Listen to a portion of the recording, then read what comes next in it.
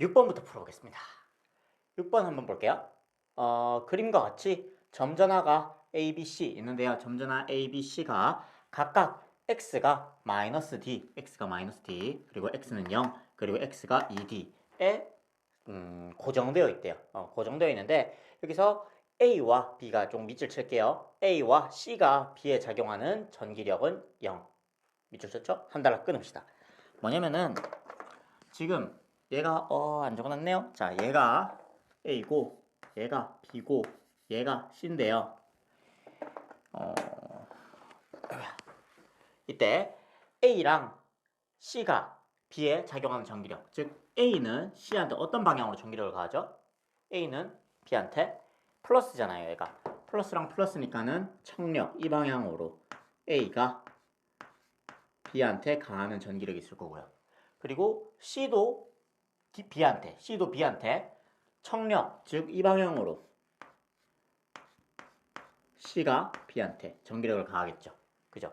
이때 이 전기력을 합해서 0이래요. 돼요? 이게 0이라는 말은 무슨 말일까요? 얘네 둘이가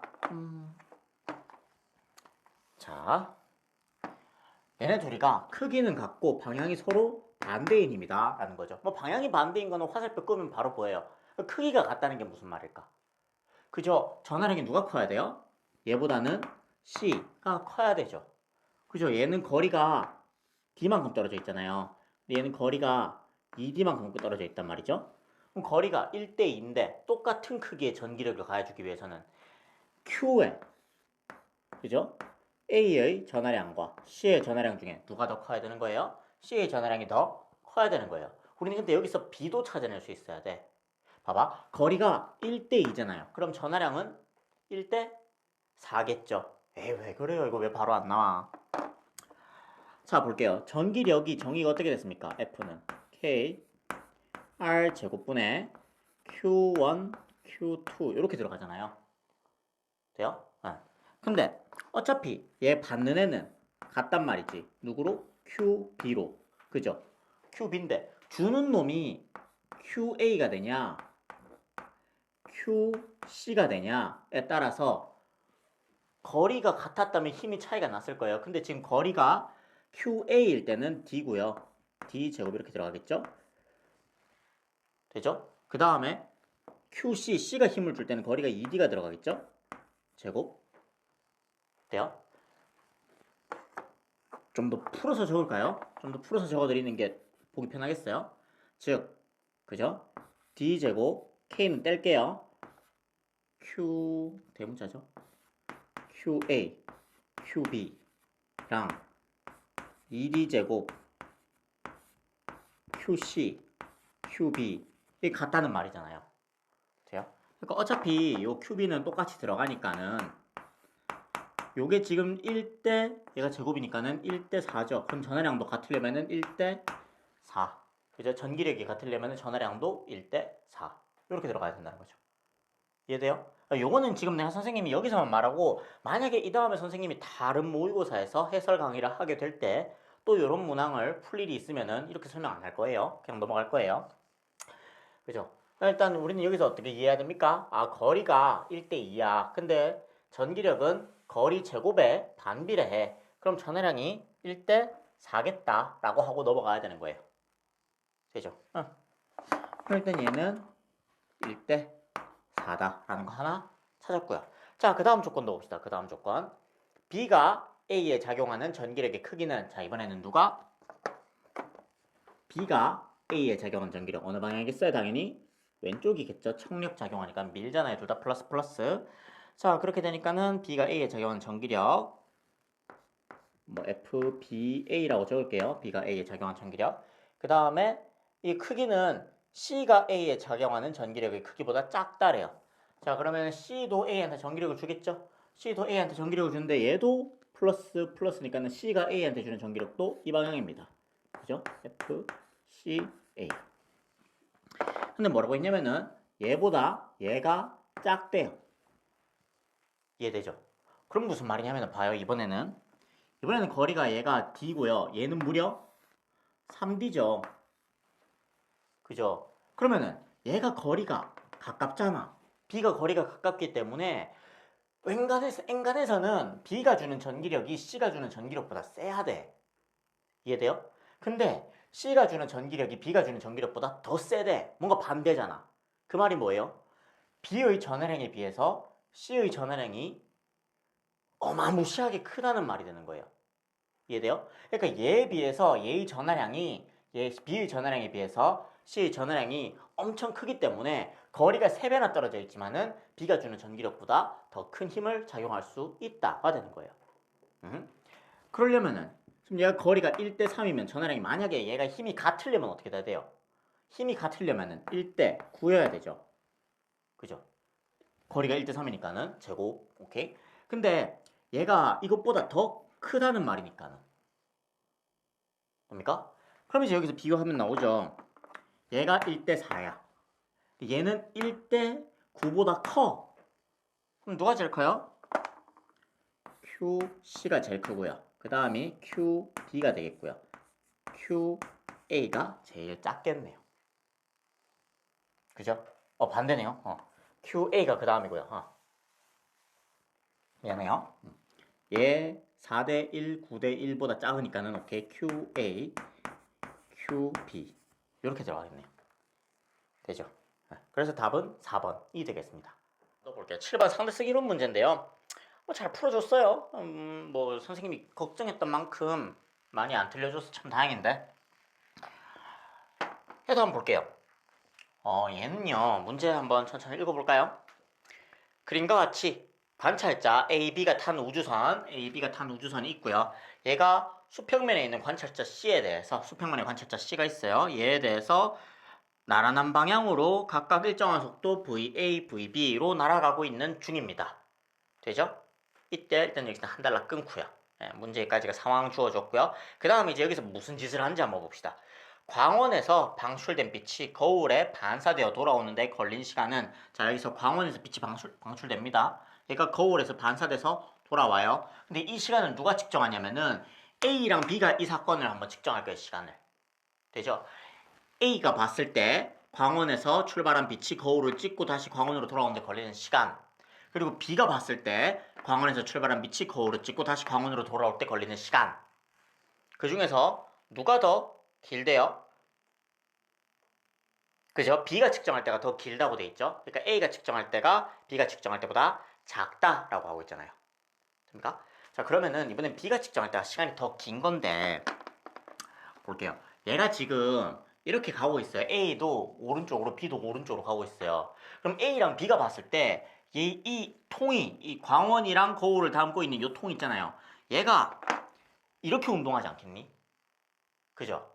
그럼 빛은 어떻게 운동합니까? 빛은 광원에서 출발했는데 얘가 가는 게 아니고, A가 볼 때는, A랑 B가 볼 때는 지들이 가는 게 아니고 얘가 움직이고 있는 거잖아요.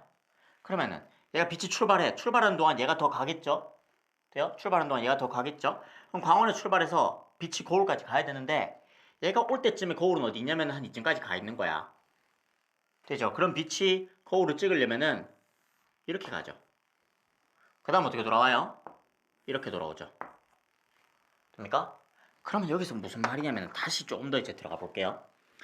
A가 봤을 때 시간보다 B가 봤을 때 시간이 길다라는 말은, A가 봤을 때 시간보다 B가 봤을 때 시간이 길다라는 거는, 자, A가 측정했을 때 시간은 빛의 속도 분의 빛의 이동 거리 뜰 거 아니에요. 그쵸? B가 봤을 때 시간도 빛의 속도, 빛의 속도분의 이동 거리가 뜰 건데, 근데 A가 봤을 때 빛의 속도나 B가 봤을 때 빛의 속도나 얘가 다를 수는 없단 말이죠. 그럼 누가 다르냐면은 A가 봤을 때 빛의 이동 거리보다 B가 봤을 때 빛의 이동 거리가 길다라는 말이 돼요. 되죠? 그럼 A가 봤을 때보다 B가 봤을 때 빛의 이동 거리가 길다라는 말은 A가 봤을 때 빛이 요렇게 움직였다면은 B가 봤을 때는 빛이 이렇게 갔다는 말이 돼요. 이해됩니까? 되죠? 그 말이 무슨 말이냐면은 A가 봤을 때 이 얘네들이 이렇게 움직이는 속도보다 B가 봤을 때 얘네들이 왼쪽으로 움직이는 속도가 더 빠르다라는 말이 되죠. 됩니까? 자, 그럼 여기까지 왔으면 결론 내야죠. VA보다 VB가 크구나. 되죠? 왜? VB가 더 컸기 때문에, 애초에 VB의 속력이 더 컸기 때문에 B가 봤을 때 얘가 속력이 더 빠르게 이렇게 이동하고 있던 거죠. 되죠? 네. 그럼 여기까지 보고 난 다음에 이제 보기를 한번 보겠습니다. 기억. 광원에서 방출된 빛의 속력은 B가 측정할 때가 C가 측정할 때보다 크다. 이거는 개소리죠. 그죠? 빛의 속력은 A가 보나 B가 보나 C가 보나 항상 일정해야 됩니다. 그죠? 네, 그렇게 돼야 되고요. 그 다음에 니은 VA보다 VB가 크다. 그쵸? 이건 우리가 찾았죠. 그러니까 자 C가 측정할 때 B의 시간은 A의 시간보다 느리게 간다. 그렇죠? 이거는 이제 그냥 되게 개념적인 질문인데 상대성 이론에서 상대적으로 움직이는 시간은 느리게 가잖아요. 그죠? 지금 C가 봤을 때 A도 움직이고 B도 움직이기 때문에 C가 봤을 때 자기 시간에 비해서는 지 시간에 비해서는 A의 시간도 지 시간보다 느리게 가고 B의 시간도 지 시간보다 느리게 가요. 되죠? 근데 누가 더 빨리 움직여요? B가 더 빨리 움직여요. 그러면 B가 시간이 느리게 가는 정도가 더 큰 거야. 되죠? 움직이는 물체의 시간은 느리게 가고요. 더 빨리 움직이면 시간이 더 느리게 가요. 그러면은 더 빨리 움직이고 있는 B 쪽이 C가 봤을 때는 시간이 더 느린 거죠. 이해됩니까? 그렇게 되면은 니은 디귿 맞았으니까 답은 4번이 되겠네요. 됐어요? 자, 12번 같은 경우는 이제 얘는 예전에 수능 기출 2016학년도 수능에서 이런 문항이 한번 나온 이후로 그 다음부터 이제 변형돼서 꾸준히 나오고 있는 유형인데 실험 유형이에요. 실험 유형은 여러분이 항상 좀 잘 봐둬야 돼요. 그럼 한번 봅시다. 다음은 물체의 자성을 알아보기 위한 실험인데요. 자성체 종류 몇 개 있죠? 3개 있죠? 강자성체, 상자성체, 반자성체 이렇게 3개 있죠. 자, 실험 과정 보니까요. 자기화되어 있지 않은 물체 A, B, C에 각각 막대 자석을 가까이 하여 물체의 움직임을 관찰한다. 되죠? 이때 A, B, C는 강자성, 상자성, 반자성을 순서 없이 나타낸 것이다. 라고 되어 있네요.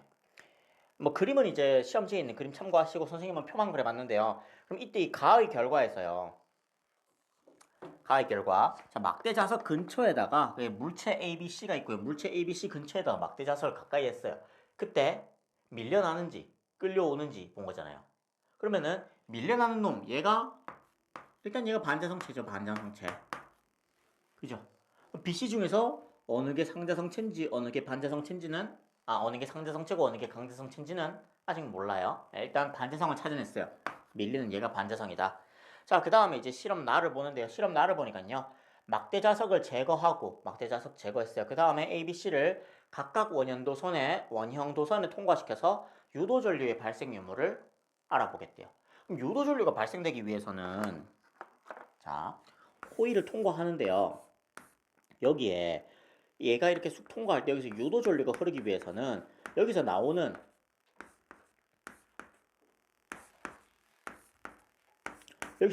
뭐 나오든지 들어가든지는 상관이 없어요. 나오든지 들어가든지 상관없는데 일단 요 고리를 통과하는 자속에 변화가 있어야 되잖아요.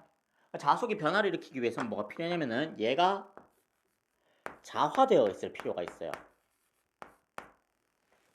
돼요? 자화되어 있을 필요가 있는데 그럼 여기서 생각해 봅시다. 주변에서 막대 자석을 치웠다고 했거든요. 막대 자석을 치웠으면은요. 자화된 상태가 남아있는 녀석은 누구밖에 없어요?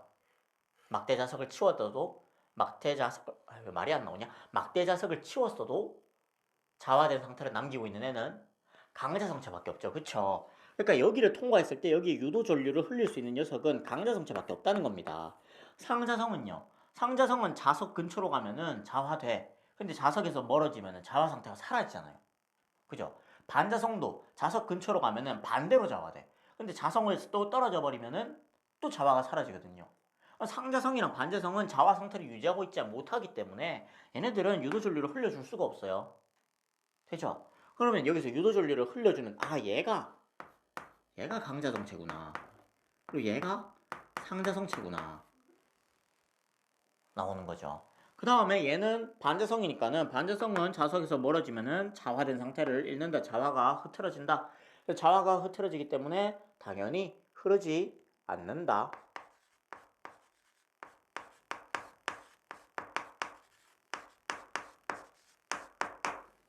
그죠? 흐르지 않는다가 되겠습니다. 되죠? 자, 그랬을 때 기억 보기. 흐르지 않는다는 기억으로 적절하다. 그렇죠. 흐르지 않고요. 그 다음에 니은. B는 외부 자기장과 같은 방향으로 자기화된다. 그렇죠. 얘는 강자성체니까는 외부 자기장과 같은 방향으로 자화되겠네요. C는 상자성체다. 그렇습니다. C는 상자성체입니다. 자, 14번 파동의 간섭문항인데요. 파동의 간섭문항 생각보다 또 되게 잘 풀었어요. 얘가 난이도가 올라가면 좀 많이 올라갈 수 있거든요. 좀 조심해서 보시고. 여기는 문제 쉬우니까 그냥 간단하게 보고 넘어갑시다. 그림은 주기와 파장이 같고 밑줄 쫙 쳐주세요. 주기랑 파장이 서로 같고요. 속력이 일정한 두 수면파가 진행하는 어느 순간의 모습을 평면상에 모식적으로 나타낸 것이다. 라고 되어 있네요. 일단 한 달락 끊고요. 상황 주어졌고요. 여기서 이제 무슨 일이 일어났냐? 두 수면파의 진폭은 A로 같다. 뭐 수면파의 진폭이 A로 같은 것까지도 일단 알겠고요. 자, 그 다음에 이제 실선과 점선은 각각 수면파의 마루와 골. 선생님은 여기 실선을 여기 파란색으로, 점선을 빨간색으로 이렇게 그려보긴 했어요. 일단 실선과 점선은 각각 마루와 골의 위치를 나타낸 건데요. 그러니까 뭐 얘가 마루, 그리고 얘가 골, 뭐 그런 상태입니다. 골이랑 마루를 이렇게 나타낸 것이고요. 오케이. 이때 점 PQ는 평면상의 고정된 지점을 나타낸 것이다. PQ에 중첩된 수면파의 변이를 시간에 따라 나타낸 것으로 가장 적절한 것은 이라고 되어 있네요. 자, 볼게요. 이건 아직 뭐 반파장이 짝수변이 홀수변이 그런 거 쓰는 문제는 아니에요. 얘는 정말 간단한 문제인데 답은 금방 나와요. 뭐냐면은 자, 얘가 지금 골 만났으니까 얘가 보강간섭이죠. 보강. 그리고 얘가 골마루 만났으니까는 상세간섭이죠. 그럼 벌써 답은 나왔어요. 상세간섭이면 어떻게 됩니까? 상세간섭은 시간에 따른 변이가 시간에 따른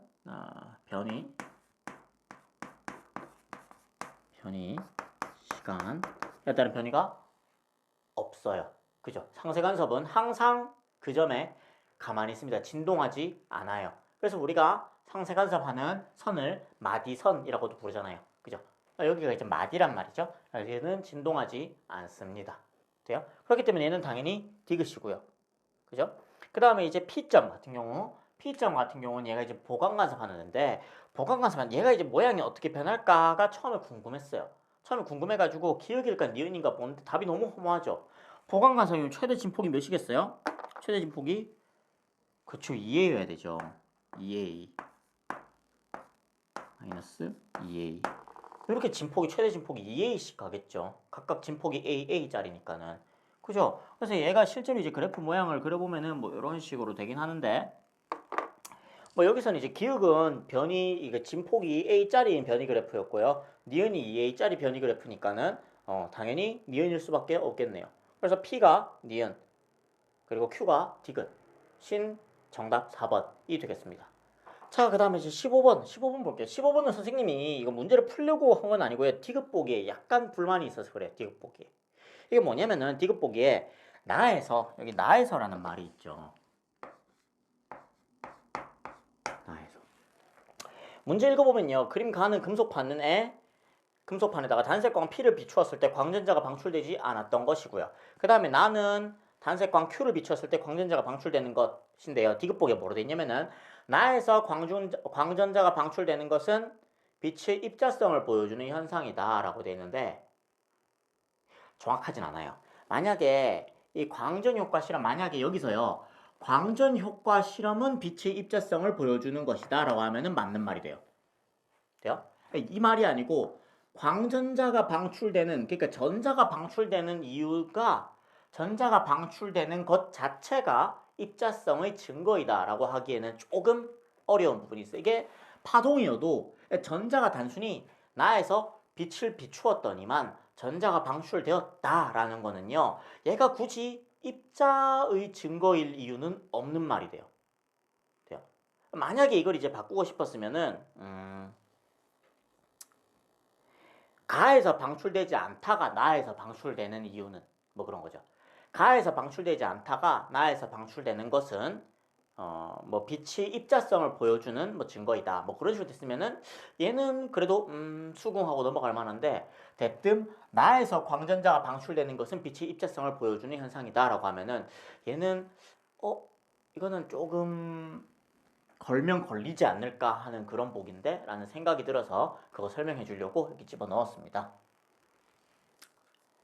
일단 뭐 그렇고요. 자, 그럼 이제 16번 가보겠습니다. 16번 같은 경우는요, 얘는 이제 등가속도 운동 문항인데요. 뭐 그렇게 어렵진 않았어요. 그죠? 네. 문제 한번 천천히 읽어보면서 갑시다. 그림과 같이 직선 도로에서 기준선 P를, 여기 기준선 얘가 P인데요. 기준선 P를 속력 V0로 동시에 통과한 자동차 A, B가 있고요. 그죠? A, B가 기준선 P를요, V0의 속력으로 동시에 통과했다고 합니다. 그죠? 네, 그때, 통과해서요. 그 다음에 각각 등가속도 운동하여 한 달러 끊읍시다. 등가속도 운동해서 한 달러 끊은 다음에, 자, 그 다음에 A가 기준선 Q를 통과하는 순간, 자, A가 기준선 Q를 통과하는 그 순간에 B가 어디까지 가 있냐면 기준선 R까지 가 있대요. 돼요? A가 여기서 이까지 가는 동안 B는 여기서부터 이까지 갔다라는 말이 되겠네요. 일단 그럼 여기서 하나 놓치면 안 되는 게 뭡니까? A가 기준선 P에서 Q까지 가는 동안 걸린 시간과 B가 기준선 P에서 R까지 가는 동안 걸린 시간이 일단 지금은 같다라는 거 하나 생각해 주시고 있어야 되고요. 자, 그 다음에 이때 가속도는 방향이 반대고 크기는 A로 같다라고 되네요. 자, 여기서 일단 봅시다, 얘들아. 한 가지 확실한 거는요. 일단 가속도 크기가 A라는데 얘가 가속도 방향이, 그러니까 둘 중 한 놈은 가속도 방향이 오른쪽이고 한 놈은 왼쪽일 거야. 그죠? 누가 오른쪽이고 누가 왼쪽일 거라? 누가 오른쪽이고 누가 왼쪽일 거냐? 인데요. 근데 여기서 정말 당연하게도 봐봐요. 똑같은 시간 가잖아요. 얘는 똑같은 시간 가는데 A는 P에서 Q까지 갔고요. B는 P에서 R까지 갔습니다. 그럼 기본적으로 일단 누가 더 빠르게 갔어요? B가 더 빠르게 갔어요. 그러면은 얘가 한 놈은 속도가 증가하고 한 놈은 속도가 감소할 건데 누가 속도가 증가했어요? B가 속도가 증가한 놈이어야겠네요. 되죠? 그렇기 때문에 B가 속도가 증가하니까 운동 방향과 가속도 방향이 일치해요. B는 가속도가 이쪽으로 A였을 거예요. 그리고 A는 그러면은 반대쪽으로 가속도가 A였을 거예요. 라는 결론이 나오는 거죠. 됩니까? 네. 그래야 되고요. 자, 그 다음에 A, B가 각각 QR을 통과하는 순간 속력은 B가 A의 3배이다 라고 되어 있는데요. 자, 속력은 B가 A의 3배이다. 자, 그럼 여러분이 여기까지 딱 갔을 때요. 직관적으로 조금 이제 좀 공부 잘했던 학생, 많이 준비됐던 학생 같은 경우는 여기서 직관적으로 얘 속력 바로 찾아요. 얘가 0.5 V0고 얘가 1.5 V0겠구나라는 걸 바로 찾아요. 돼요? 이거를 제가 어떻게 찾냐면은, 자, 봅시다. 자, 봐요. 지금 얘랑 가속도의 크기가 같아요. 가속도의 크기가 같고 운동할 시간이 같아요. 가속도의 크기가 같고 운동할 시간이 같으면 속도의 변화량이 같아요. 단 하나 다른 점은 A는 속도가 줄었다는 거고 B는 속도가 늘었다는 거예요. 돼요? 그럼 속도가 준 양, 그러니까 여기서 이제 속도 변화량과 여기서 속도 변화량이 서로 같은데 마지막에 이제 나중에 속도가 1대 3이래. 돼요? 그러면 얘가 0.5 줄고 얘는 그지 0.5 늘어서 V0에서 0.5 V0 줄어서 0.5 V0가 됐고 얘는 1.0 V0에서 0.5 V0 늘어서 1.5 V0가 됐고 라는 결론이 직관적으로 뭔가 팍 나와요. 예? 쌤 저는 그거 안 나온대요. 그럼 수직 세워봐야죠. 어쩌겠어요. 안 나오면 세워봐야죠. 자, 봅시다. 자, 여기다가 좀 적을게요. 자, A 같은 경우에 여기 속도를 지금 모르는 거잖아. 그죠? 모르니까 여기다가 VA라고 하고 여기다가 VB라고 합시다. 돼요? 그러면은 VA는 V0 AT가 될 거고요. 그죠? 그 다음에 B 같은 경우는요. B는 V0 플러스 AT가 될 건데 이때 문제에서 VA 대 VB는 1대 3이다 라고 줬으니까는 따라서 얘 3배 하면은 얘랑 같아진다는 말이 되잖아요. 그죠? 그러니까는 요거 통째로 세배했을 때, 그죠? 그럼 3VA는 VB다. 그럼 위에 거 한번 정리해 볼까요? 3V0 마이너스 3AT는 V0 플러스 AT. 되죠? 넘어가고 넘어갑시다. 그러면은 2V0는 4AT. 되죠? 네. 그러면은 AT는 0.5V0. 그러면 얘가 0.5, 얘가 0.5고요. 0.5V0. 얘가 1.5V0 하면서 나올 수 있다는 거죠. 돼요? 네. 요거 이제 좀 익숙한 학생은 직관적으로 0.5, 1.5 나와주면은 참 좋겠다라는 생각이 있고요. 되죠? 자, 그랬을 때 이제 가속도 A를 찾으면 되네요. 네, 거리가 3L, 2L이다 라는 거 좀 나왔고요. 그럼 이제 A 가속도 A 찾아봅시다. 한번 금방 찾아요. 자, 가속도 A를 찾기 위해서는요, 이제 뭘 알아야 되냐면은 지금 우리가 속도 여기가 V0, 0.5V0 찾았어요. 그럼 거리 알아요. 그럼 우리가 지금 가속도를 알기 위해서는 가속도는 델타 V 나누기 델타 T를 해주면 되는데, 델타 V는 찾았거든요. 뭐 A로 하든 B로 하든 상관은 없어요. A로 하든 B로 하든 상관은 없는데, 자, 여기서 얘가 0.5V0만큼 줄었다는 건 알겠어. 그죠? 크기만 찾으면 되니까는 0.5V0. 그죠? V0에서 0.5V0 됐으니까는 분수로 쓸까요? 몰라 할 땐 분수로 쓸게요. 2분의 1V0가 속도 변화량이고요. 자, 그 다음에 이제 시간을 찾아야 되는데, 시간도 찾기 편하죠. 그죠? 볼까요? 자, 여기가 거리가 3L이잖아. 거리가 3L. 근데 평균 속도가 몇이에요? V0, 2분의 1V0. 평균 속도는 4분의 3V0. 그죠? 그럼 여기 시간일 거 아니야. 그죠? 이동 거리를 평균 속도로 나눠주면 시간이 뜰 거 아니야. 시간 떼면 시간 몇입니까? 봅시다. 3V0분의 12L. 즉, 그죠? V0분의 4L. 뭐 이렇게 뜨네요. 그러면 답은 8L분의 V0 제곱 해서 2번이 되겠네요. 됩니까? 네. 답은 8L분의 V0 제곱이 되겠습니다. 17번 문제도 한번 풀어볼게요. 17번 문제. 여러분들이 그 전 교육 과정에서부터 이런 이제 비추의 굴절과 전반사 이런 문항들을 조금 어려워하는 감이 있었는데, 요번 문항은 딱 저번 교육 과정이랑 비슷한 난이도로 출제됐어요. 근데 정답률이 이렇게 낮으면은 안 됩니다. 왜냐면 여러분은 요 파트가 조금 더 어려워질지도 모르거든요. 비추의 굴절과 전반사 부분이 저번 교육과정 같은 경우는 단순히 굴절률의 정의를 이용해서 어느 정도 푸는 정도에 그쳤다면은 요번엔 여러분이 스넬의 법칙을 사용해야 될지도 모르는 교육과정으로 넘어왔어요. 그쵸? 이 스넬의 법칙을 사용한다 안 한다를 아직 확실히는 알 수 없지만은 이게 사용해야 될 수도 있거든요. 그렇게 됐을 때는 요 문항은 사실 스넬의 법칙이 아니더라도 풀려요. 그러니까 물론 그 원리는 스넬의 법칙이긴 한데, 그 원리 자체는 스넬의 법칙이긴 한데 전 교육과정 수준에서도 충분히 풀릴 수 있을 만한 문항이라는 거죠. 여기서 이렇게까지 많이 틀리시면은 아직 4월이니까 괜찮으려나 싶긴 하지만은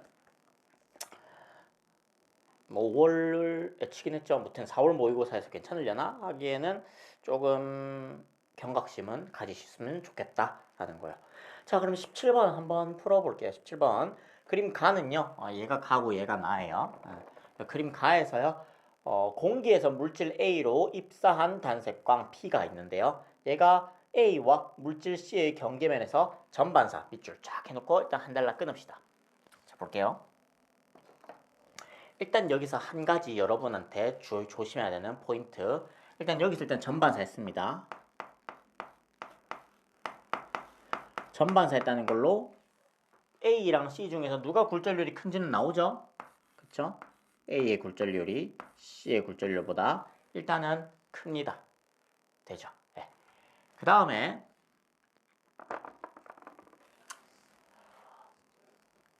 이제 여러분들이 주의해야 되는 게 여러분 여기서 빛이요. 굴절돼서 들어갔죠? 굴절돼서 들어갔죠? 근데 여기서 빛이요. 이렇게 반사되는 빛이 있을까요? 없을까요? 있어요. 이거 안 그려줬을 뿐이지 없지 않습니다. 돼요? 무슨 말이냐면은 이게 이렇게 나올 수도 있단 말이죠. 여기서 이제 빛이 반사가 안 되고 전부 굴절되는 건 줄 알 수 있단 말이죠. 실제로는 그렇지 않아요. 뭐 이게 매질에 따라 다르긴 한데 거의 다 굴절해서 들어가는 경우도 있긴 한데 뭐 이런 거 예를 들어서 이런 식으로 빛이 굴절해 나갈 때 돼요? 이때 여기서 반사는 일어나지 않냐? 라고 물었을 때 학생들이 반사는 안 일어나는데? 하면서 그래 다 굴절이 일어나지 여기는 반사가 아니고 굴절이 일어나는 곳이야 라고 생각하면은 안 된다는 거예요. 여기는 반사와 굴절이 동시에 일어납니다. 이거를 안 그려주는 것 뿐이지 없다는 게 아니에요. 안 그려줘도 충분히 없어도 안 그려주더라도 여기서는 반사도 일어나고 있어 라는 거를 생각해 주시고 있어야 됩니다. 돼요? 네. 그래서 여기서 이제 굴절돼서 들어가는 게 메인이긴 하고 반사에 대해서 물어보지 않았으니까는 뭐 신경 안 써도 되는데 만약에 어떤 보기에서 여기가 공기 맞죠? 그죠? 공기와 A의 경계면에서 빛은 반사하지 않는다라고 했을 때 아닌데 반사하는 빛도 있는데 라는 거를 알아주셔야 됩니다. 되죠? 오케이. 예를 들어 가지고 이게 뭐냐면 어떤 거냐면은 자 봐요. 여기가 공기고 여기가 유리야. 근데 여러분들 그러면은 쌤 빛이 굴절해서 들어가지 반사도 하나요? 그쵸? 여러분들이 유리 창문을 보세요. 유리 창문에 보면은 유리창에서 여러분 얼굴 비치지 않아요? 그죠? 그럼 뭐냐면은 근데 그 유리 창문에서 여러분 얼굴이 비치는데 그 유리창 너머에서 봐도 여러분 얼굴이 보인단 말이에요. 돼요? 그 말이 무슨 말이냐면은 유리창 너머에 있는 사람들은 그 빛이 유리 안에서 굴절해서 다시 이제 나갔을 때 그 빛을 보는 거고요. 됐죠? 그 다음에 유리창 안에서 내 얼굴이 비치는 거는 유리창에서 빛이 들어가고 굴절해서 나가는 것도 있고 반사돼서 돌아오는 것도 있었던 거야. 되죠? 그 반사돼서 돌아오는 거는 내가 보면서 유리창에 내가 비치네 하면서 보는 거고 굴절돼서 통과해서 가는 거는 저 유리창 너머에 있는 사람이 내 얼굴을 보게 되는 거고 그런 거죠. 돼요? 여기서 반사도 일어나고 있구나라는 거는 알고 있으셔야 된다는 겁니다. 되죠? 일단 뭐 그렇고요. 자, 그 다음에 이제 나는 공기에서 물질 B로 입사한 P가요. B와 C의 경계면에서 입사하는 모습을 나타낸 것이다. 자, 여기서는 얘가 이 다음에 행보가 어떤지 안 알려줬어요. 물론 반사하는 녀석은 무조건 있어요. 반사하는 녀석이 무조건 있긴 한데 얘가 전반사하냐 아니면 일부 반사 일부 굴절하냐 라는 이게 핵심인 거죠. 돼요? 네. 볼게요. 일단 하나 또 확실한 거는요. 지금 일단 여기서 요 관계는 우리가 파악했어요. 그죠? 그랬을 때 요 각도로 들어왔을 때 여기는 전반사가 일어났다라는 거는 알겠어요. 그럼 여기서 한번 볼게요. 자, 여기서는요. 우리 법선 이렇게 긋죠? 법선 한번 그어볼게요. 요 각과 요 각을 봅시다. 여기서도 법선 한번 그어볼까요? 여기서도 법선 긋고 요 각과 요 각을 봅시다. 자, 굴절은 왜 일어나죠? 굴절은 매질이 변할 때 파동의 속력차가 생기기 때문에 발생합니다. 되죠? 그럼 여기는 뭐냐면은 공기에서 A로 빛이 들어가면서 속력차가 생겼다는 거예요. 근데 어디서 느려요? A에서 느리죠. 쌤, 저는 이런 게 헷갈려요. 어디서 느린지 잘 모르겠어요. 라고 생각하는데 그냥 간단하게 말하자면요. 이거는 되게 간단한 팁입니다. 각도 큰 쪽이 속도가 빨라요. 라고 생각해주면 돼요. 되죠? 이 여러분들이 스네일 법칙 볼 때도 스네일 법칙도 사인 세타 1분의 사인 세타 2는 V1분의 V2는 N2분의 N1이다. 뭐 이런 식으로 봤을 거 아니에요. 뭐 학교에서 여기까지 배웠는지는 모르겠지만은. 그럼 봅시다. 지금 사인 값은 일단 최소한 세타가 0에서부터 90 사이에요. 그죠? 세타가 90도가 넘어가는 뭐 그런 건 없어요. 네. 사인이 0에서부터 90 사이인데 그럼 세타가 증가하면은 사인 값이 증가하죠. 그죠? 그럼 어떻게 됩니까? V1 요 값도 증가해야 되죠. 비례관계 있잖아. 그죠? 그럼 각이 큰 쪽이 속도가 빠르다는 거예요. 그래서 얘가 이렇게 들어오면 속도가 느려지나 빨라지나 헷갈리잖아요. 그죠? 처음에 보면 애들 다 헷갈리거든. 빛이 들어오면 속도가 느려지나? 빨라지나? 각 큰 쪽이 빠르다는 거야. 얘가 각이 크고 얘가 각이 작아. 그럼 여기가 빠르고 여기가 느려. 돼요? 여기도 각이 크고 각이 작아. 그럼 여기가 빠르고 여기가 느려. 라는 건 알 수 있다는 거지.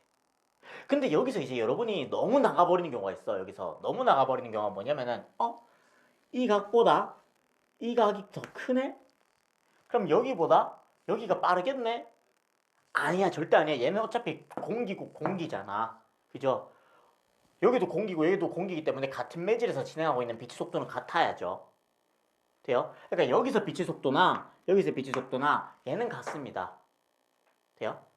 그러면은 이제 우리가 B의 굴절률은 어떻게 하느냐?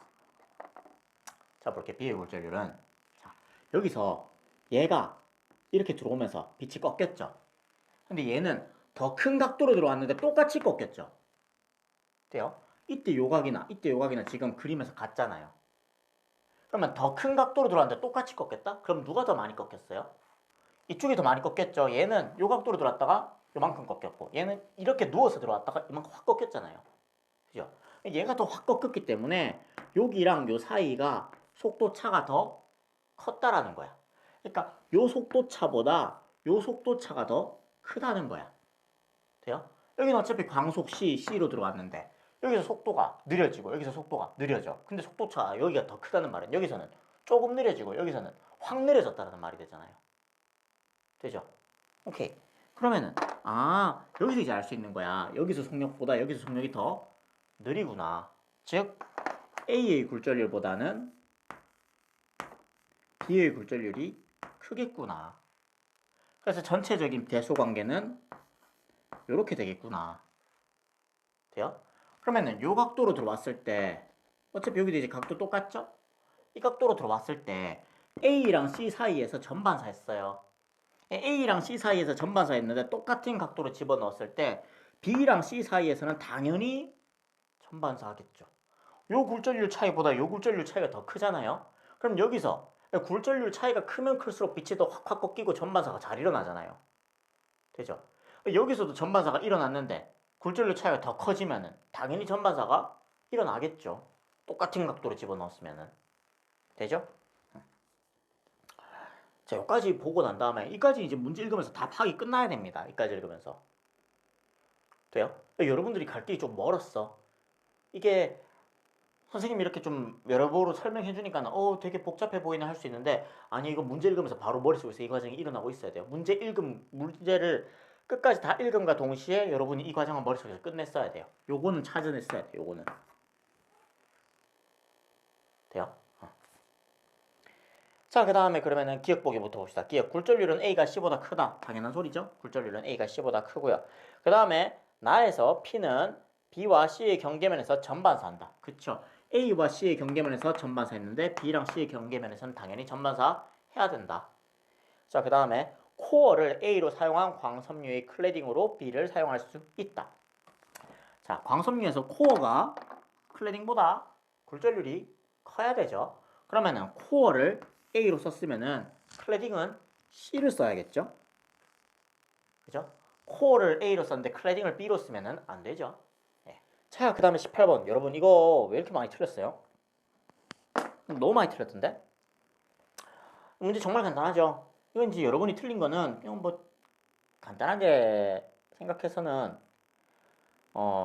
전자현미경이 이렇게 나올 줄은 몰랐다라는 그런 것도 있고요. 사실 근데 그건 변명은 안 됩니다. 약간 문제가 조금 치사하긴 해요. 이게 문제에서 그림은 투과 전자현미경 A의 구조라고 했잖아요. 여러분들 투과 전자현미경이랑 주사 전자현미경이랑 있는 거 아시죠? 한번 봤죠? 투과 전자현미경이랑 주사 전자현미경이 있는데 투과 전자현미경은 왜 투과해요? 시료를 투과하거든요. 시료를 관통하거든요. 시료를 뚫고 나가면 어떻게 돼요? 시료를 뚫고 나가면 그 시료의 단면을 볼 수 있는 거야. 엑스레이처럼. 우리가 엑스레이 사진을 찍었을 때 우리 몸 안이 보이는 이유가 뭐야? 엑스레이가 우리 몸을 뚫고 지나가기 때문이잖아요. 그것처럼 투과 전자현미경은 이름이 투과잖아요. 그렇죠? 얘는 시료를 뚫고 지나간단 말이지. 시료를 뚫고 지나가면은 그 시료의 단면 내부를 볼 수 있어요. 근데 주사전자현미경은 그 시료에다가 금박을 입히죠. 시료에다가 금박을 입혀가지고 거기다가 전자를 부딪혀서 전자를 반사시키죠.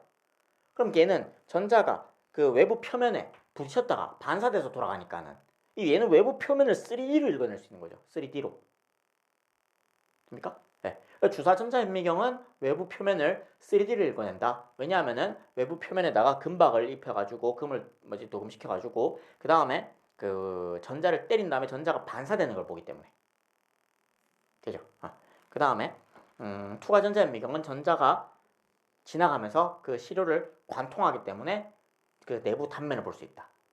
그렇기 때문에 여기서 이제 기억보기에서 선생님은 여러분들이 좀 많이 헷갈렸을까라고 생각을 했어요. 왜냐하면 이거 약간 좀 암기잖아요. 투과전자현미경 A라고 줘놓고서 A는 시료의 표면을 3차원적 구조를 관찰할 때 이용된다라고 하는 거는 투과전자현미경은 단면을, 주사전자현미경은 표면을 3차원적으로. 그걸 이제 외운 상태에서 풀어야 되는 문제이기 때문에 난 여러분이 기억 때문에 틀린 줄 알았거든요. 근데 여러분이 디귿 때문에 틀렸더라고요. 디귿 때문에 틀린 건 여러분 공부량이 부족한 거예요. 이건 여러분이 공부를 더 해야 되는 거예요. 한번 볼게요. 일단 문제를 보면요. 그림은 투과전자현미경 A의 구조를 나타낸 것이고요. 표는 A에서 시료를 관찰할 때 사용하는 전자의 드브로이 파장과 운동에너지를 나타낸 것이다. 라고 되어 있네요. 자, 그럼 여기요. 볼게요. 드브로이 파장이 여기가 실험 1에서 사용한 전자는 파장이 람다 제로짜리였고요. 그 다음에 실험 2에서 사용한 전자는 2람다 제로짜리였어요. 돼요? 그 다음에 이때 이 전자의 에너지가 E0고요. 이때 이 전자의 에너지는 몇이냐? 라는 게 이제 이게 디귿이었죠. 되죠? 일단 뭐 기억 보면요. 기억은요. 얘는 아니고요. 얘는 이제 3차원적 표면 구조를 볼 때는요. 얘는 이제 주사전자현미경을 사용해야 되고요. 그 다음에 이제 니은 분해 능은 A가 광학현미경보다 좋다. 얘는 당연한 말이겠죠. 그죠? 얘는 상식이잖아요. 전자현미경이 광학현미경보다 더 작은 것까지 볼 수 있다라는 거는 뭐 이거는 그냥 상식 수준에서 알아주시고 있으면 되고요. 그 다음에 이제 디귿 기억에 대한 문제인데요. 볼게요, 여러분. 드보로의 파장 람다는 뭡니까? P분의 H, 그죠? P분의 플랑크 상수. 근데 운동 에너지는요. 자, 이게 여러분이 물리원을 한다면요. 그 전에 알아뒀던 운동 에너지 EK는 2분의 1mv 제곱이다. 로 멈추서는 안 됩니다. 이걸로 멈추면 안 돼요. 여러분은 어디까지 알아야 되냐면은 자, 여기서 한번 볼게요. 여기를요. 2분의 1 m 제곱 v 제곱 한 다음에 m분의 1 해도 상관없죠. 그죠? 어차피 여기다 m 곱한 다음에 m 나눴으니까는. 근데 m 제곱 v 제곱이 그러면은 2m분의 p 제곱 되잖아요. 돼요? 오케이? 그렇기 때문에 얘는 이제 어떻게 쓸 수 있는 거야? 이렇게 쓰거나 2m분의 운동량 제곱으로 쓰거나.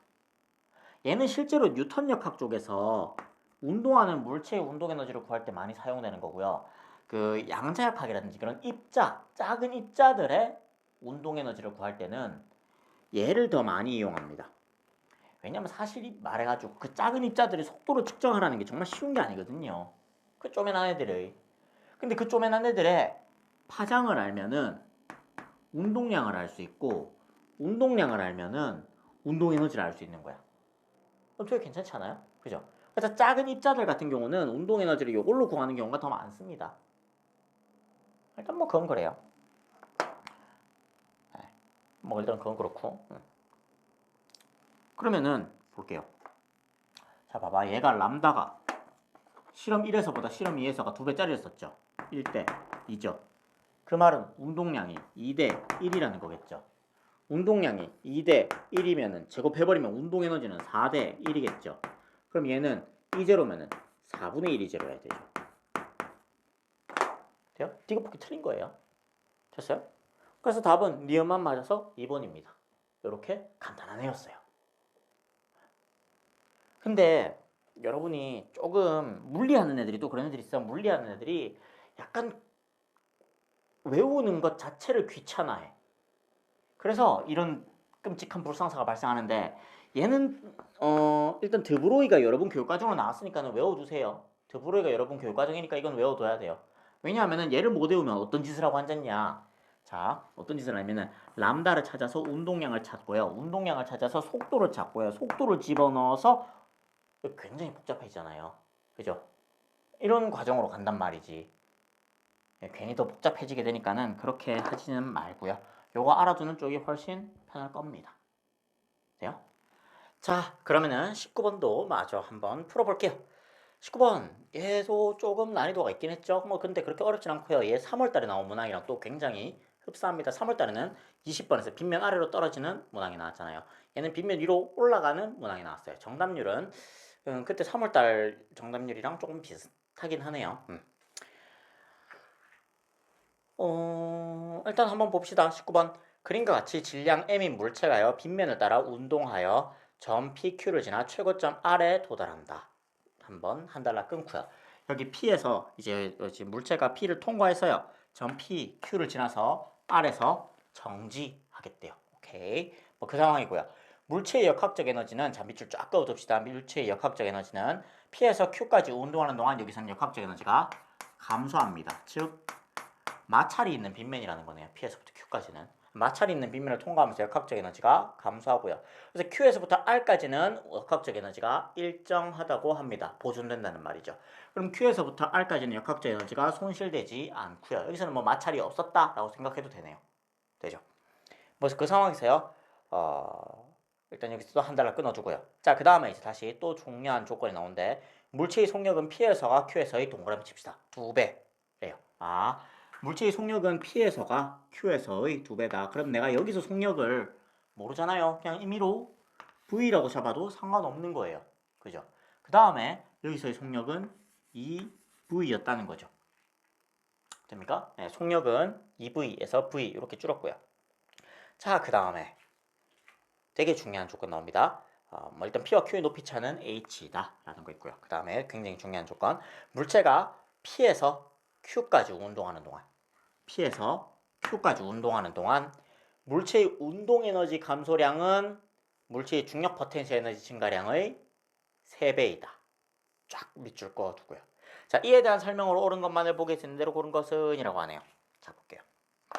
내가 여기서부터 여기까지 올라가는데 이 공이 P에서부터 Q까지 올라가는데 운동 에너지는 감소하고요. 포텐셜 에너지는 증가해요. 근데 이때 포텐셜 에너지 증가량보다 운동 에너지 감소량이 3배래요. 그러면은 내가 여기서 포텐셜 에너지를 그냥 임의로 여기서 포텐셜 에너지를 0이라고 두겠어. 여기가 포텐셜 에너지의 기준면이 되는 거죠. 그 다음에 운동 에너지는 2분의 1 mv 제곱 그런 거 쓸 시간이 어디 있어요. 운동 에너지는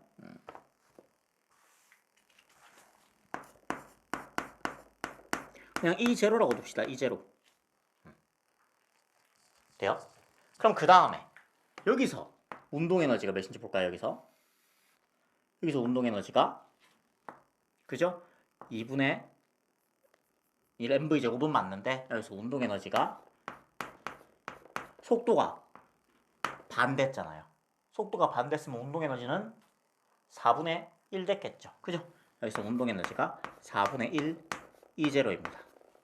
그럼 여기서 이제 포텐셜 에너지가 몇이냐라는 건데요. 포텐셜 에너지는 자 볼게요. 여기서 운동 에너지가 얼마큼 줄었습니까? 하면서 그래서 E0에서 4분의 1 E0로 4분의 3 E0가 감소했잖아요. 근데 포텐셜 에너지 증가량이 운동 에너지 증가량보다 3분의 1밖에 안 된다고 했으니까는 그죠? 운동 에너지 증가량이 운동 에너지 감소량이 포텐셜 에너지 증가량의 3배다라고 했으니까는 여기서 이렇게 올라가면서 포텐셜 에너지는 4분의 1 E0가 증가해야 된다는 겁니다. 돼요? 이렇게 올라가면서 포텐셜 에너지가 4분의 1 E0가 증가해야 된다는 거예요. 근데 처음에 포텐셜 에너지 기준면을 얘기로 잡았으니까 여기가 포텐셜 에너지가 0이었단 말이죠. 그럼 여기서 포텐셜 에너지는 4분의 1 E0가 되는 겁니다. 됐어요? 자, 그 다음에 여기서 이렇게 올라가는 동안에는 그러면 여기서는 이제 운동 에너지 볼까요? 여기서 운동 에너지가 0이죠. 속도가 없어졌으니까는 속도가 0이니까 운동 에너지 0이고요. 여기서는 이제 역학적 에너지가 보존되니까는 포텐셜 에너지가 운동 에너지 감소량만큼 증가하겠죠. 그죠? 운동 에너지가 여기서 4분의 1 E0에서 0이 됐으니까는 포텐셜 에너지는 4분의 1 E0만큼 더 증가해줘야 됩니다. 그럼 여기서 포텐셜 에너지가 4분의 1이 제로였으니까 여기서 포텐셜 에너지가 4분의 2이 제로겠네요. 되죠? 여기까지 이제 본 다음에 이 다음에 이제 문제 보겠습니다. 일단 여기서 이제 하나 더 알 수 있는 거는 여기서 여기까지 올라가면서 포텐셜 에너지가 4분의 1 이제로 증가했잖아요. 그 다음에 Q에서 R까지 움직이면서 또 포텐셜 에너지가 4분의 1 이제로 더 증가했단 말이죠. 그럼 여기랑 요 높이 차이 R과 Q의 요 높이 차이도 H구나 하는 거를 알 수 있어요. 됩니까? 오케이. 자, 그 다음에 그러면 기억. Q에서 물체의 속력은 루트 2GH냐? 뭐 그건 이제 여기서 잠깐 써보면 되죠. Q에서 얘 속력, 이 V를 구하라는 거니까는. 여기서 관계식을 따져도 되지만은 이쪽의 속도가 0이니까 이쪽이 따지기 좀 더 편할 것 같아요. 여기서 역학적 에너지가 보존되고 있으니까 역학적 에너지 보존된 데서 따지는 게 좀 더 편할 것 같아요. 그 말이 뭐냐? 여기서 이렇게 올라가는데 우리가 높이가 H라는 걸 알고 있잖아요. 그죠? H라는 걸 찾았으니까 즉 4분의 1H, 4분의 1 이제로 4분의 1 이제로가 여기서 이제 4분의 1 이제로 여기에 2분의 1 mv 제곱이고요. 얘가 곧 mgh라는 것도 나옵니다. 그죠? 여기서 운동 에너지와 역학적 에너지가 같다는 거니까는 운동 에너지와 포텐셜 에너지가 같다는 거니까는 미안해요. 뭐 아무튼 그러니까는 이거 찾아보면 v는 루트 2gh겠다 나올 수 있고요. 기억은 맞는 말이 되겠고요. 그 다음에 니은 Q와 R의 높이 차이는 H다. 그렇죠? Q와 R의 높이 차이는 H 이거 우리가 찾아냈습니다. 자, 그 다음에 물체가 P에서 Q까지 운동하는 동안 물체의 역학적 에너지 감소량은 EmgH냐? 그쵸? P에서부터 Q까지 가면서 역학적 에너지가 그럼 얼마큼 손실됐습니까? 2분의 1 이제로 손실됐죠. 그죠? 여기서는 운동 에너지 이제로의 포텐셜 에너지 0이었으니까 역학적 에너지가 이제로였고요. 여기는 운동 에너지 4분의 1 이제로의 포텐셜 에너지 4분의 1 이제로니까는 전체 합하면은 2분의 1 이제로가 되겠네요. 그죠? 그럼 2분의 1 이제로 사라졌잖아요. 그러면은 4분의 1 이제로가 mgh라는 걸 찾았으니까는 2분의 1 이제로는 emgh겠네요. 그죠? emgh만큼 역학적 에너지가 손실되었다라는 것도 알 수 있습니다. 그래서 답은 5번이겠네요. 자, 그 다음에 이제 대망의 20번인데 20번 이 문제가 좀 골 때릴 정도로 어려워요. 꽤 어려워요. 많이 어려웠어요. 이게 계산 자체가 복잡했다기보다는요. 이게 좀 많이 복합적인 문항이라서 좀 난이도가 높았어요. 네. 한번 20번 문제도 한번 문제 천천히 읽어볼게요. 자, 그림 가와 같이 질량이 각각 EM, M, EM, 인물체 A, B, C가요. 실로 연결된 채 각각 빗면에서 밑줄 일정한 속력 V로 운동한다. 일정한 속력 V로 운동한다. 그러면은 여기 잠깐 좀 지울게요. 얘네들 19번 풀었으니까는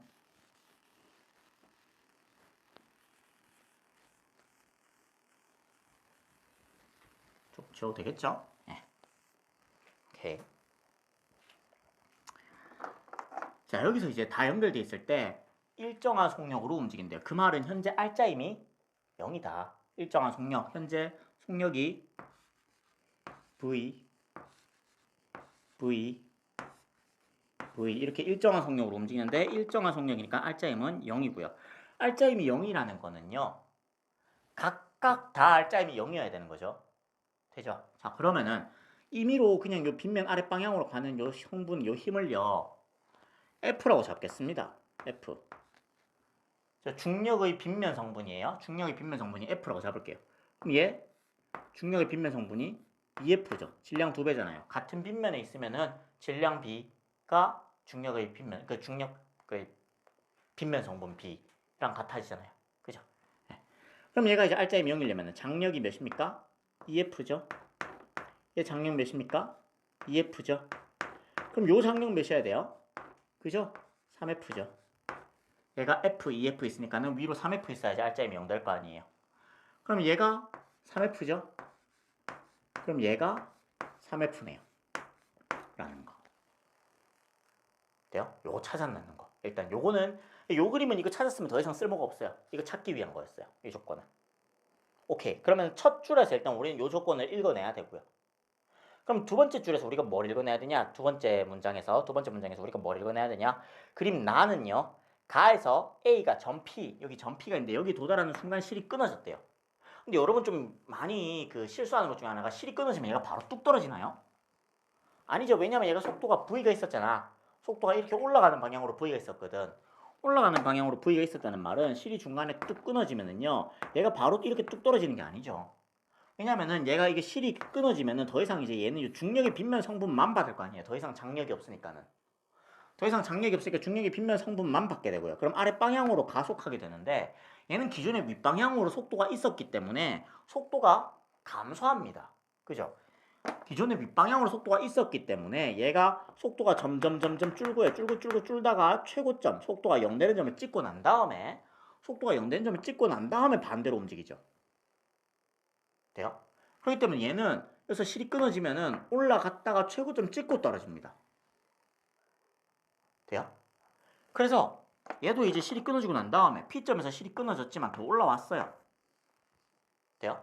여기가 문제에서 최고점이래요. 그죠? 일단 뭐 그건 그렇고요. 전 P에 도달하는 순간 A와 B를 연결하고 있던 실이 끊어져 A, B, C가 각각 등가속도 직선운동 한 달러 끊어주고요. 그죠? 그 다음에 이제 나에서 실이 B에 작용하는 힘, 나에서 실이 B에 작용하는 힘, 요거 말하는 거지. 요게 6분의 5mg다 라고 줬네요. 밑줄 쫙 쳐놓으시고 그 다음에 실이 끊어진 순간부터 A가 최고점에 도달한 순간, 여기가 A가 최고점에 도달한 그 순간입니다. A가 최고점에 도달했다는 말은 A의 속도가 0이 됐다는 말이죠. 그죠? 여기서 V로 올라오다가 속도가 점점 느려져서 0이 된 그 순간 동안 이제 C가 내려간 거리는 D다 라고 주네요. 됐습니까? 그 다음에 이제 문제에서 묻는 거 D는 몇이냐? 그죠? 갑자기 뜬금없죠? 당황스러울 거예요. 자, 한번 볼게요. 문제는 또 굉장히 잘 냈어요. 그럼 볼게요. 여기서 우리가 알아내야 되는 거는 요 D를 찾아내야 되거든요. D를 찾아내야 되거든요. 그럼 뭘 할 거냐? 이 D를 찾기 위해서 우리가 지금 알아두는 게요. 여러분들이 두 가지 방법으로 갈 수 있어요. 등가속도 운동으로 가도 되고 이운동 에너지로 가도 돼요. 일단 그거는 감이 잡히잖아. 왜냐하면은 지금 얘가 시간에 대한 조건이 하나도 안 나와 있어요. 시간에 대한 조건이 하나도 안 나와 있기 때문에 운동량, 충격량으로 가는 건 아니란 말이지. 그리고 등가속도 운동으로 가기에도 시간에 대한 조건이 별로 없어가지고 괜찮을까? 그걸 풀 수 있을까? 싶은 생각이 들어요. 제일 이런 데서 간단한 거는 우리가 알고 있는 건 뭐예요? 힘과 이동 거리 D. 물론 이건 찾아야 되는 거지만 힘과 이동 거리 조건을 줬다는 거는 일 운동 에너지 정리 쓰라는 거예요. 그죠? 그러면 이제 뭘 찾을 거냐? 자, 첫 번째 찾아야 될 거는 얘가 D만큼 가는 동안 얘 운동 에너지가 얼마큼 감소했냐를 찾아야 돼요. 그러니까 내가 이제 가고 싶은 거는 F라고 하면 요 F랑 겹쳐지니까 뭐 다른 거 쓸까요? 그쵸? 일단 그냥 F라고 쓸게요. F, D는 2분의 1 M V제곱 마이너스 V0제곱 요거에서 처음에 우리가 처음 속력이 V라는 건 알았거든요. 그러니까 어느 한쪽에 처음 속력 얘가 V라는 거는 알았어. 그러면은 얘가 몇일지 찾아야 되고요. 그죠? 얘가 몇일지 찾아야 되고요. 그 다음에 요 힘이 몇일지 찾아가지고요. 이 D를 찾아간다라는 그런 전략을 세울 수밖에 없어요. 이해돼요? 오케이. 그럼 이런 전략으로 가기로 하고 그럼 이제 여기서 이제 하나씩 조건을 찾아가는 거죠. 그러니까 여러분들은 이 문제를 읽으면서 이운동 에너지 정리로 들어가야겠구나라는 전략은 세워져야 됩니다. 이운동 에너지 정리로 가야겠구나라는 생각은 해야 돼요. 자, 그러면 이제 우리가 한 가지 알고 있는 거는 얘가 속도가 0이 될 때까지 얘가 운동했다라는 것밖에 없어요. 여기서 그럼 한번 볼게요. 여기서 우리가 힘은 찾아놨잖아. 힘 한번 이용해 보자고. 얘가 이 방향으로 색깔 좀 다른 걸 쓰는 게 좋겠죠? 얘가 이 방향으로 받는 힘이 EF예요. 그래서 이거는 중력의 빗면 성분이기 때문에 실이 끊어진다고 중력의 빗면 성분이 바뀌는 건 아닙니다. 얘 무게는 그대로 있잖아요. 빗면도 그대로 있고. 그 다음 얘는 F죠. 그 다음 얘는 3F죠. 돼요? 그 다음 요 장력도 6분의 5mg겠죠. 되죠? 한번 봅시다. 자, 우리는 이때 얘와 이 A와 BC는 어차피 지금 한 덩어리죠. BC는 같이 움직이고 있습니다. BC는 같이 움직이고 있기 때문에 한 덩어리예요. 그래서 B를 보나 C를 보나 아니면 통째로 보나 상관은 없어요. 나는 그냥 통째로 볼 거예요. 그때 그러니까 이제 힘과 질량을 우리가 알고 있으니까는 A와 BC의 가속도 B를 찾아낼 수 있는 거예요. 돼요? 그럼 볼게요. A가 지금 현재 질량이 일단 R자임 EF를 받아서 질량이 EM 이 녀석이 움직이고 있습니다. 이때 우리가 가속도의 크기를 A라고 할게요. 이 가속도는 이 방향으로 힘 방향이랑 같은 방향이어야 되니까는 가속도는 A가 있습니다.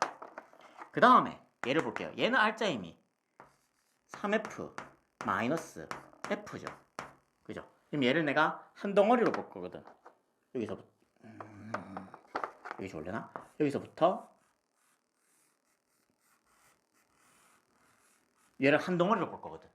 그럼 지금 여기 작용하는 외력이 3F 하나, F 하나. 그죠? 3F, F 빼면은요. 전체 질량 3M이죠. 얘가 M, 얘가 2M이니까 전체 질량 3M. 짜리가 가속도 몇으로 움직이고 있을까라는 거예요. 얘 어차피 얘도 2F잖아요. 3F에서 F 빼니까는. 그럼 가속도는 3분의 2A겠네요. 돼요?